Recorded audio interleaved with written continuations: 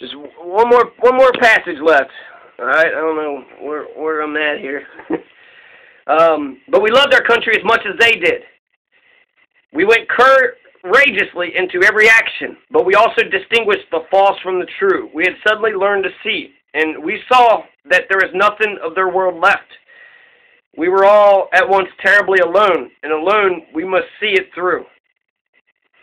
In some respects, I cannot feel what they felt during World War I. World War I was a horrible bloodshed. It did take away the heroism, the lost generation, right? Because it was trench warfare. It wasn't heroic. It wasn't like you're on, the Battle of San Juan Hill. You're on a cowboy, you're being a cowboy on top of a horse and just doing this heroic shit. You're in a trench.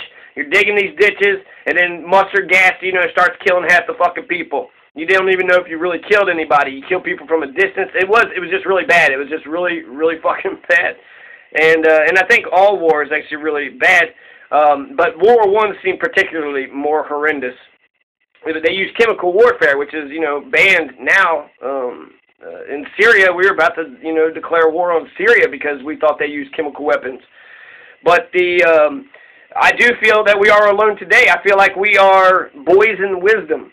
We don't have any leaders. Occupy, this is a brave new world. America, 9/11, all this is new to everybody. And JFK is the closest thing that they had to 9/11. We've been protected by the oceans for so long. And there is, America has pros and cons, just like anything else. But sometimes it feels very topsy-turvy. It feels very much like it's an oppressive totalitarian regime instead of a freedom and democracy type of place. So war, this talk's great. That passage connects war with the obedience of the classroom and about the cantorics and and the oppression is bullshit. You don't want to teach, if you want to teach people to be strong and courageous, have them fight for themselves, their individual, liberty.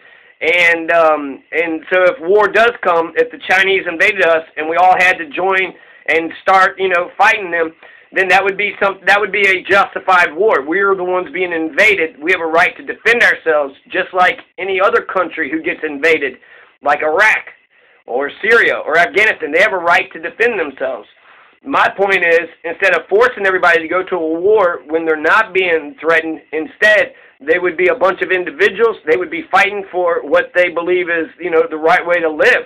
Independence, freedom. I love being me. I love being what I do. I love, what we all are. And they want to come into our fucking neighborhood and change what the fuck we are.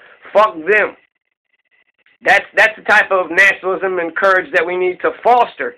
But instead, that doesn't seem to be it's not the impression I get. In schools, it very much seems like totalitarian prisons, line up, do this, do that, capitulate. Shut your fucking mouth, boy, if you know what's good for you. So, you should definitely check All Quiet on the Western Front, Enrique Maria Remarque. And Coming of Age in Mississippi by Anne Moody. Guess I'll hold the other one up a little bit longer. On the threshold of life, they faced an abyss of death. The greatest war novel of all time. The classic autobiography of growing up poor and black in the rural South. Anne Moody. An eloquent, moving testimonial to her courage, a shattering experience. Chicago Tribune. John Masters, Democrat, Kentucky, Letcher County, Kentucky. Peace.